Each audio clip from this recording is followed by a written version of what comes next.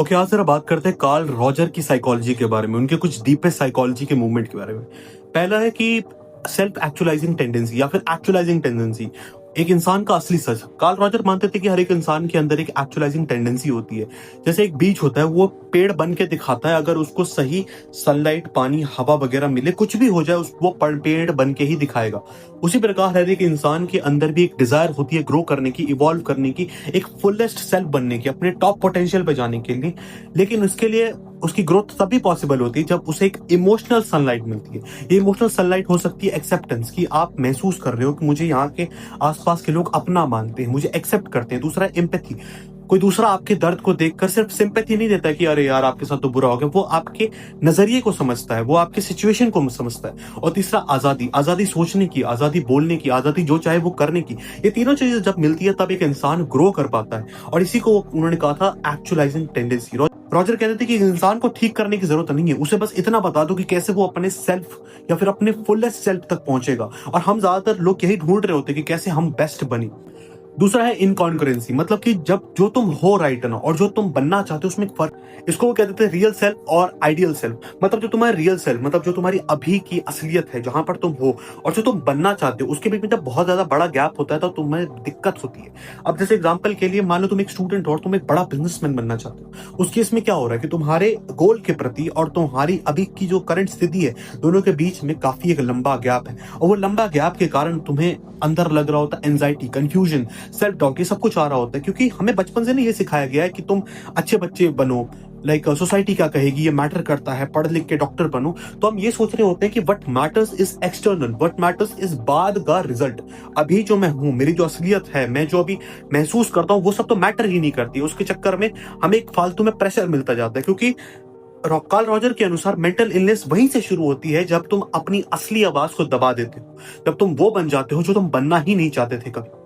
तीसरा है unconditional positive regard. मान लो तुम एक इंसान के सामने बैठे हो जिसके सामने तुमने अपने सारे डीपेस्ट डार्केस्ट सीक्रेट बता दिया, और उस इंसान ने तुम्हें जरा भी जज नहीं करा, ना उसने तुम्हें सही गलत का ज्ञान दिया, तो तुम्हें कितना अच्छा महसूस होगा।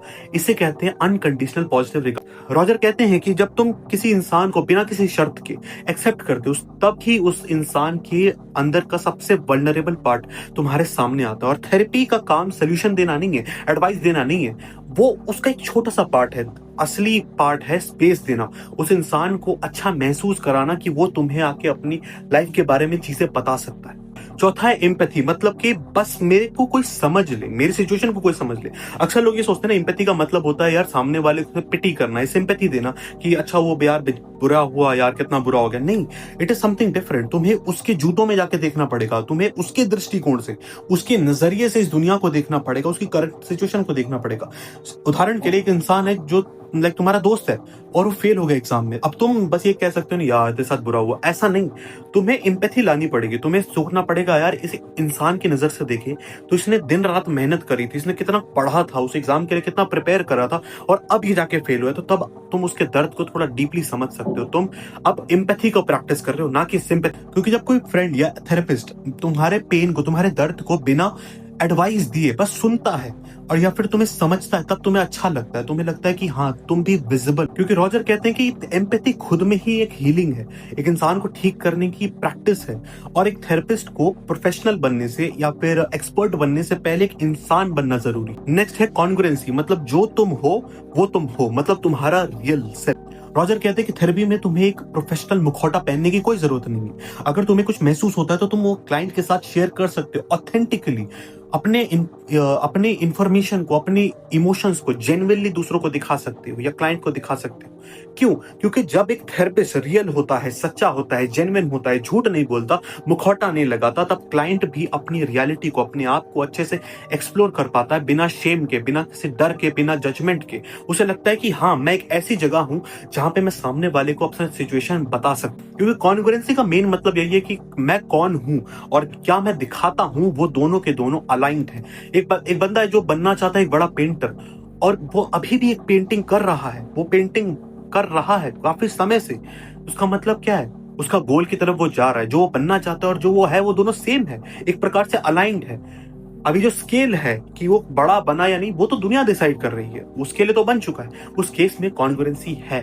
नेक्स्ट है फुल्ली फंक्शनल पर्सनल, तुम्हारा बेस्ट वर्जन। कार्ल रॉजर के अनुसार मेंटल हेल्थ बढ़िया होने का मतलब ये नहीं है कि तुम्हें कोई मेंटल इलनेस नहीं है। इसका मतलब ये है कि तुम नए एक्सपीरियंसेस के लिए, नए इंसानों के लिए, नए काम के लिए, नए खाने के लिए, नई जगह के लिए, हर एक चीज के लिए ओपन हो, मेंटली भी फिजिकली भी। तुम उस चीज एक्सपीरियंस से, उस चीज से तुम डरते नहीं हो। दूसरा है कि तुम प्रेजेंट में जीते हो, तुम पास्ट का सोच के या प्रेजेंट या फिर फ्यूचर के बारे में सोच के तुम उतना परेशान नहीं रहते। प्लानिंग करना एक अलग चीज है कि तुम फ्यूचर के लिए प्लान कर रहे हो, लेकिन अगर तुम पास्ट के बारे में बार बार सोचे जा रहे हो, यार मेरे साथ ये बुरा हो गया, मेरे साथ ये बुरा हो गया, दैट्स रॉन्ग। एक मेंटली सही एक इंसान वो प्रेजेंट में जीता, वो सोचता है कि मेरा पास्ट था तो था, फ्यूचर आएगा तो देखेंगे, राइट नाउ जो है मैं वो सबसे ज्यादा इंपॉर्टेंट है, वो करना जरूरी है।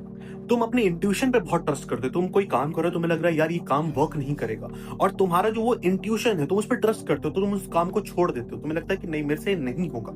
तुम अपने आप को फोर्स नहीं कर रहे हो फालतू में। फोर्स मतलब हार्डवर्क वाला नहीं बात कर रहा हूँ, जबरदस्ती वाला, वैसा वाला नहीं। और उसके अलावा तुम खुद की वैल्यूज पे ट्रस्ट करते हो। तुम दुनिया जहान क्या बोल रहे हो तुम उस पर ट्रस्ट नहीं करते, तुम बस खुद की वैल्यू पे ट्रस्ट करते हो। तुमने बोला कि अच्छा मेरे को ये चीज करनी है, भले ही दुनिया कुछ भी कह रही, मैं ये चीज करूंगा क्योंकि मुझे इस चीज से प्यार है। और यही होता है एक फुल्ली फंक्शनल पर्सन। और अंत में रॉजर ने हमें बताया कि एक इंसान टूटता नहीं, उसे तोड़ा जाता है, लेकिन जब हम उसे एक अच्छी स्पेस देते हैं, उसे सुना जाता है, तो वो खुद ब खुद अपने आप को जोड़ लेता है। क्योंकि आज भी थेरेपी से लेकर नॉर्मल कन्वर्सेशन तक सबसे ज्यादा पावरफुल टूल है सुनना, लिसनिंग। क्योंकि सिर्फ प्रोफेशनल होना काफी नहीं है, कई बार बस काफी होता है प्रेजेंट होना, कि सामने वाले को अपनी प्रेजेंस महसूस कराना, उसको ये महसूस कराना कि वो इंपॉर्टेंट है। और अगर तुम चाहते हो कि तुम किसी और की हीलिंग जर्नी में थोड़ा कंट्रीब्यूशन दो, तो बिना कुछ करे, बिना शर्तों के, बिना ज्यादा सोचे, बस उसके साथ बैठो, बिना कुछ इंटरप्रिटेशन करे, बिना कुछ उन्हें इंटरप्शन करे, बस बैठो और सुन लो, उतना ही काफी है। मैं मिलता हूँ नेक्स्ट वीडियो में, तब तक के लिए बाय बाय।